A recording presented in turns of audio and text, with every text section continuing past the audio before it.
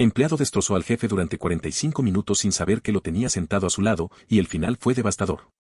Entré a la sala de descanso de mi fábrica vestido con jeans gastados y una sudadera vieja de la universidad, con mi almuerzo en una simple bolsa de papel. No era extraño verme así, durante 15 años había sido el dueño de esta compañía, pero siempre procuraba mezclarme con los demás, sin trajes elegantes ni aires de ejecutivo. Prefería pasar desapercibido para observar cómo funcionaban las cosas cuando nadie se daba cuenta de que el jefe estaba allí, escuchando. Elegí un asiento vacío en una de las mesas largas y me senté junto a un hombre que había visto varias veces, pero al que nunca había saludado formalmente. Tendría poco más de 30, rostro endurecido y ceño fruncido como marca permanente. Su gafete decía Mauricio. Estaba conversando con otros 2 compañeros frente a nosotros, riéndose y comentando sobre el partido de la noche anterior. Asentí en silencio, abrí mi bolsa y comencé a desenvolver mi sándwich, mientras los dejaba seguir con su charla. Al principio, la plática era inofensiva, simple distracción de la jornada. Pero en cuestión de minutos, Mauricio cambió de tema con una naturalidad casi ensayada y comenzó a despotricar contra la gerencia. El dueño nunca aparece por la planta, soltó con un tono ácido. Seguro se la pasa en su oficina contando billetes mientras los de verdad nos rompemos la espalda aquí abajo. Los otros 2 asintieron con la cabeza. Claramente, ya habían escuchado ese mismo discurso más de una vez. Yo, en cambio, mantuve el rostro neutro, mordí mi sándwich y seguí escuchando. Mauricio se encendía con cada frase. Pintaba una versión caricaturesca de mí, decía que llegaba cerca del mediodía en un auto de lujo, que almorzaba durante horas en restaurantes caros y me marchaba a las 4 de la tarde. Sin siquiera mirar una máquina de cerca. Según él, yo era un fantasma que solo sabía contar dinero y no tenía idea de cómo funcionaba la producción. Uno de los trabajadores comentó que había oído que yo era un niño rico que había heredado la fábrica. Eso dolió un poco, porque la verdad era otra. Trabajé durante 10 años en 2 empleos distintos para ahorrar lo suficiente y comprar esta empresa a mi mentor. Pero no lo corregí. Seguí comiendo en silencio, observando cómo Mauricio se inflaba con cada palabra, como si necesitara que todos escucharan su teoría de un jefe ausente y perezoso. La conversación subió de tono. Mauricio gesticulaba con el sándwich en la mano y levantaba tanto la voz que varias personas en mesas cercanas voltearon a mirarlo. Se quejó de que el dueño, es decir, yo, no conocía ni la mitad de los nombres de los empleados. Que jamás reconocía el esfuerzo de nadie y que era incapaz de valorar lo duro que trabajaban para mantener los números de producción altos. Habló también de los aumentos, o mejor dicho, de la falta de ellos. Ese comentario me caló hondo, porque la realidad era que más del 70% del personal sí había recibido un incremento modesto aquel año, basado en evaluaciones objetivas. Entendía la frustración de quienes no alcanzaron ese beneficio, pero no era cuestión de caprichos, se trataba de desempeño. Claramente, Mauricio sentía que merecía más sin importar sus resultados. Luego apuntó contra una decisión que me había costado semanas de análisis, la actualización de los sistemas de control de calidad. Según él, era un gasto innecesario que debió usarse para dar bonos. Lo irónico era que esa actualización ya había detectado 3 defectos graves que, de no corregirse, habrían puesto en riesgo un contrato millonario con un cliente clave. Pero Mauricio no lo sabía. Y lo más curioso fue escucharlo asegurar, con absoluta confianza, que si algún día me encontraba cara a cara, me diría todo eso sin miedo. Lo dijo mientras yo estaba sentado a apenas unos centímetros de su codo. La ironía no me pasó desapercibida. Durante más de media hora siguió quejándose, del café barato, del estacionamiento, de los protocolos de seguridad, a los que llamó exagerados. Cuando en realidad eran medidas implementadas tras un accidente grave en una fábrica competidora. Cada comentario suyo me revelaba algo, su juicio, sus prioridades, su incapacidad de ver más allá de su propia incomodidad. Yo lo dejaba hablar. No porque no me afectara, sino porque quería escuchar hasta dónde llegaba su versión de la historia. Mientras tanto, los otros 2 compañeros frente a nosotros empezaban a incomodarse. Primero intentaron cambiar de tema, luego se fueron retirando poco a poco, hasta dejarme a solas con Mauricio y su monólogo interminable. Decía que yo no duraría ni 2 horas haciendo trabajo manual, que era un privilegiado que nunca había levantado un dedo, que vivía en una mansión junto al lago y manejaba autos de lujo. En realidad, vivía en una casa modesta de 3 habitaciones y conducía una camioneta vieja, pero su ficción parecía más atractiva que la verdad. Al final, Mauricio miró su reloj, maldijo porque ya se había pasado de su descanso, y murmuró que su supervisor lo iba a regañar otra vez. Ese otra vez me dijo mucho. Se levantó de mala gana, recogió sus cosas y se despidió con un resoplido. Yo me quedé sentado unos minutos más, terminando mi agua y repasando todo lo que había escuchado.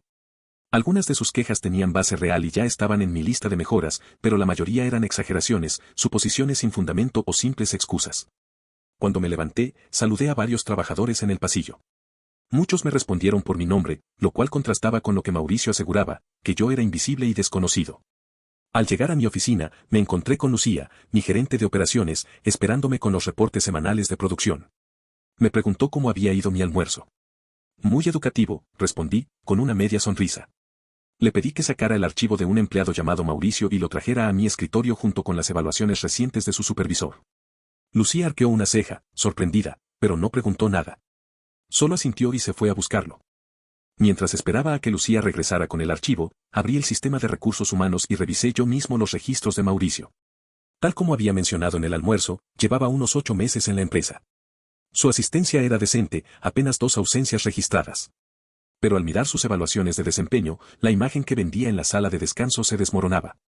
Su supervisor había señalado en varias ocasiones que Mauricio tenía una actitud negativa, que solía quejarse de las tareas en lugar de simplemente hacerlas, y que sus números de producción estaban consistentemente en el 20% inferior del equipo. También constaban 2 advertencias verbales por descansos prolongados. No era el perfil del trabajador ejemplar que él mismo describía.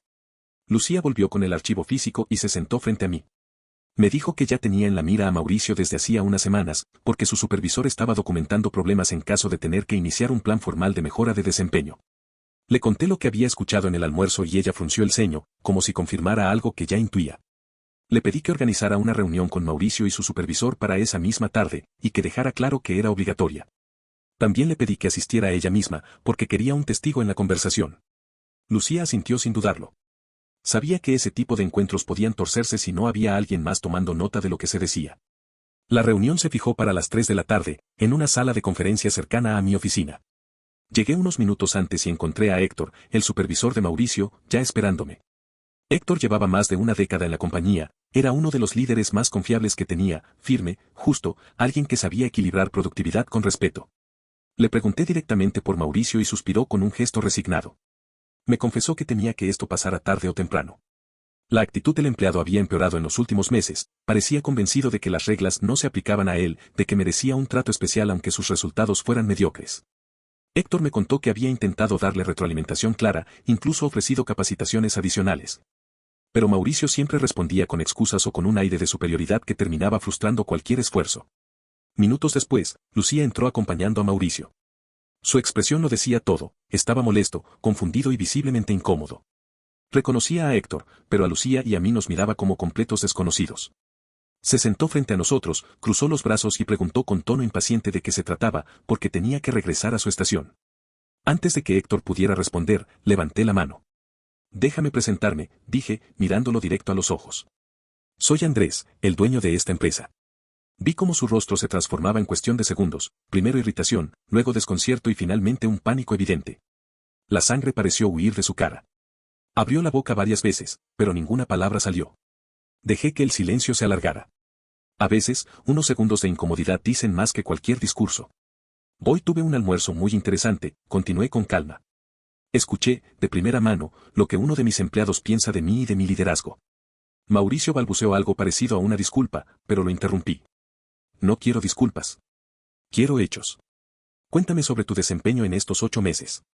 Explícame por qué piensas que mereces reconocimiento cuando tus números están consistentemente entre los peores de tu equipo. Lo vi desmoronarse.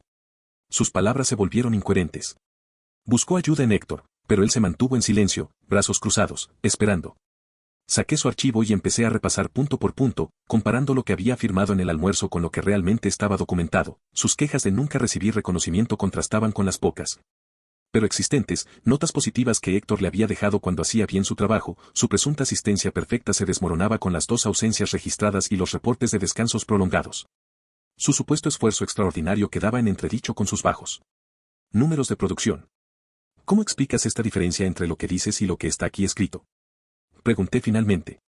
Mauricio bajó la mirada. Murmuró algo sobre cuotas irreales y que él estaba haciendo lo mejor que podía. Curioso, respondí. El 70% de tus compañeros logra cumplir esas cuotas sin problema.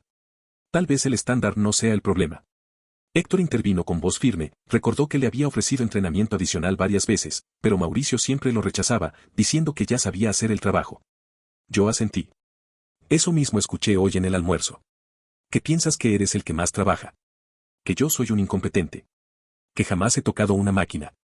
Permíteme contarte algo, empecé en este negocio operando maquinaria, como cualquier otro. Trabajé más de 10 años en 2 empleos hasta poder comprar esta compañía. Y durante 15 años he caminado por esta planta muchas veces, sin anunciarme. Me pregunto si alguna vez me has visto. Mauricio negó con la cabeza, tembloroso. Es extraño, dije, porque he pasado a menos de 6 metros de ti en más de una ocasión. Pero supongo que estabas demasiado ocupado quejándote con tus compañeros para notarlo. Lucía tomó nota sin intervenir. El silencio en la sala pesaba. No todo lo que dijiste en el almuerzo fue basura, agregué después de un instante. Algunas de tus quejas son legítimas, y ya estoy trabajando en ellas. Pero tu forma de presentarlas, envueltas en ataques personales y suposiciones falsas, hace imposible que te tome en serio como alguien que quiere mejorar este lugar. Mauricio levantó la mirada con un gesto de súplica. Yo sabía que estaba esperando la sentencia. Lo miré unos segundos más, dejando que el silencio se instalara en la sala. Sentía que cada palabra debía pesarle el doble, porque ahora entendía que yo había escuchado todo su monólogo en la sala de descanso, y que no había sido frente a un desconocido cualquiera. Dime algo, Mauricio, dije al fin. Si este lugar es tan horrible como lo describiste, ¿por qué sigues aquí después de 8 meses? Él tragó saliva. Murmuró que necesitaba el dinero, que el mercado estaba difícil, que no había tenido tiempo de buscar otra opción. Fue honesto, al menos. Asentí. Entiendo eso. Pero también entiendo que no todo trabajo encaja con la persona. A veces lo mejor para todos es aceptar que no funciona. Se le abrieron los ojos de golpe. ¿Me está despidiendo? Preguntó con un hilo de voz. Respiré hondo antes de responder. No exactamente. Te estoy dando una opción. 2, en realidad. Porque creo en tratar a las personas con justicia, incluso después de haberme insultado durante 45 minutos. Héctor y Lucía me miraron, atentos. La primera opción es un plan de mejora de desempeño. Trabajarías de cerca con Héctor durante 90 días para elevar tus números a niveles aceptables y corregir tu actitud.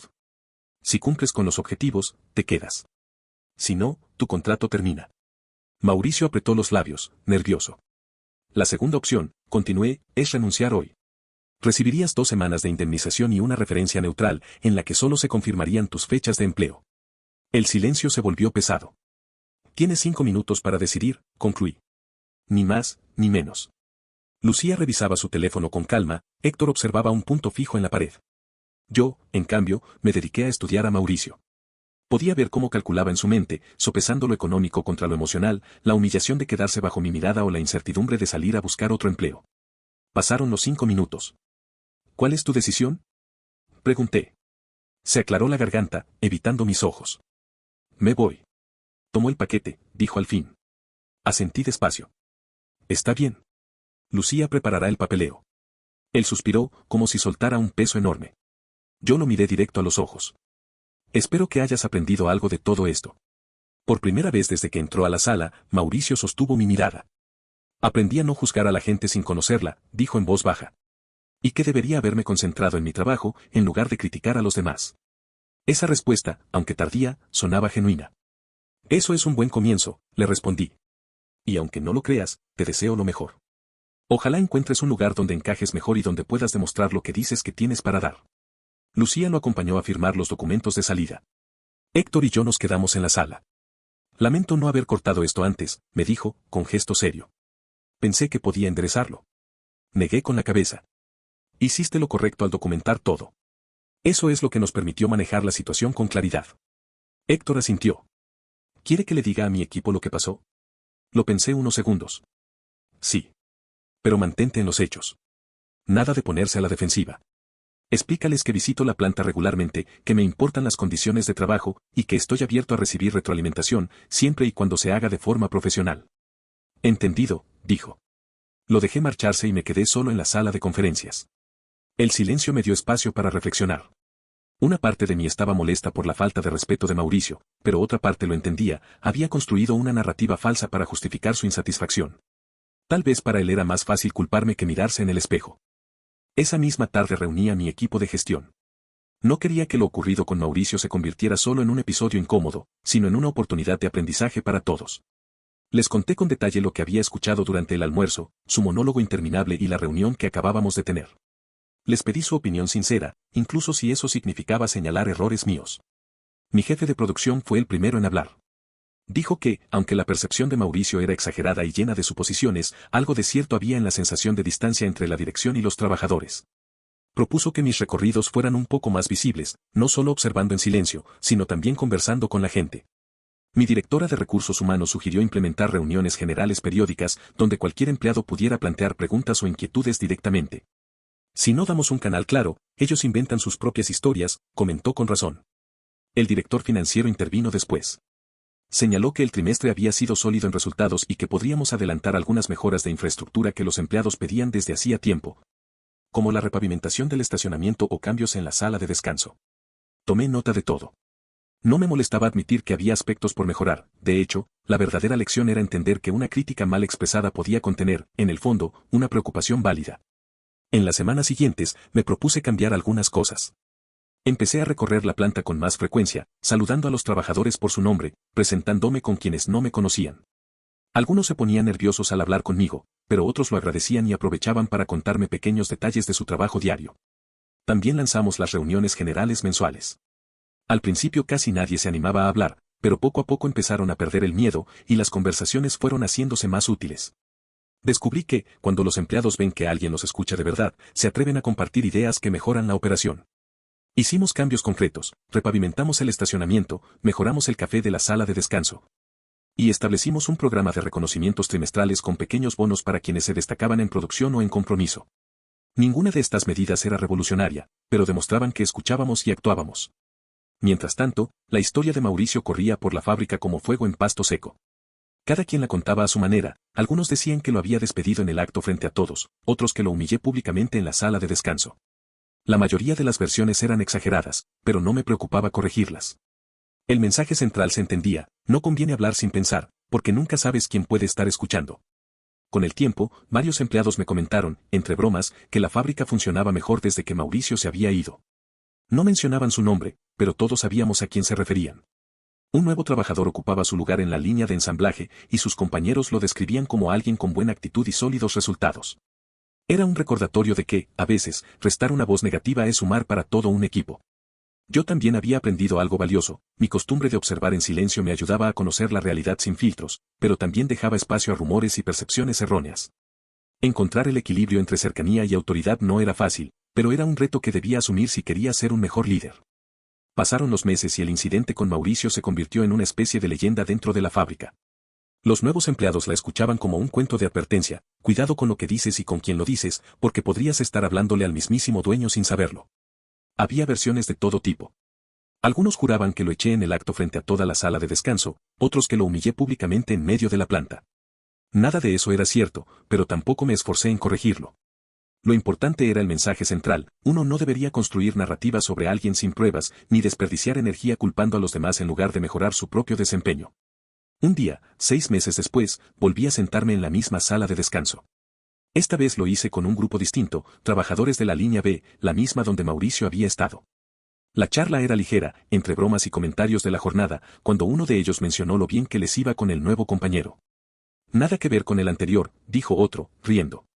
Al menos este no se pasa medio descanso quejándose de todo. No dijeron el nombre de Mauricio, pero no hacía falta. Yo entendí la referencia y sonreí para mis adentros. Pregunté por cortesía cómo le estaba yendo al nuevo, y me respondieron que excelente, actitud positiva, buenos números de producción. Ese comentario me confirmó lo que ya intuía, a veces, quitar una pieza negativa mejora el engranaje completo. No siempre se trata de sumar, sino de saber restar en el momento adecuado. Seguí con mi almuerzo y luego regresé a la oficina, pasando por la planta. El ruido constante de las máquinas, los trabajadores concentrados en sus tareas, el ambiente relativamente tranquilo, no era un lugar perfecto, pero era un sitio que funcionaba. Y mientras la mayoría de la gente se sintiera razonablemente satisfecha, yo podía considerarlo un buen resultado. Lo ocurrido con Mauricio me dejó marcado. Me enseñó que la comunicación es tan importante como las decisiones técnicas, que, si no llenas tú mismo los espacios de información, otros los llenarán con rumores. Y que muchas veces los críticos más duros son quienes menos han cumplido con sus propias responsabilidades. Mauricio estaba tan convencido de que era un trabajador ejemplar y de que yo era un jefe incompetente, que nunca se detuvo a comparar sus percepciones con la realidad. Yo esperaba que, al menos, se hubiera llevado una lección de aquella reunión, aunque nunca me lo agradeciera. Por mi parte, entendí que liderar no es solo dar órdenes ni tomar decisiones, también es mostrarse humano, visible y dispuesto a escuchar. No siempre condescender ni ceder, pero sí abrir espacios para que las críticas lleguen por los canales correctos y convertirlas en mejoras cuando son válidas. Con el tiempo, seguí visitando la planta, alternando entre la observación silenciosa y los diálogos directos. Implementamos más cambios pequeños pero significativos, y la moral mejoró. Cada vez que escuchaba a alguien repetir la historia del empleado que se quejó del dueño sin saber que lo tenía a su lado, me daba cuenta de que esa experiencia, aunque incómoda en su momento, había servido más de lo que esperaba. Porque al final, más allá de las anécdotas y las exageraciones, la enseñanza era simple y universal: nunca subestimes a la gente que te rodea. Mide tus palabras y concéntrate en tu propio trabajo antes de señalar el de los demás. Eso era todo lo que realmente necesitaba que se entendiera. No olvides dejar tu opinión en los comentarios, dejar tu like y compartir este video.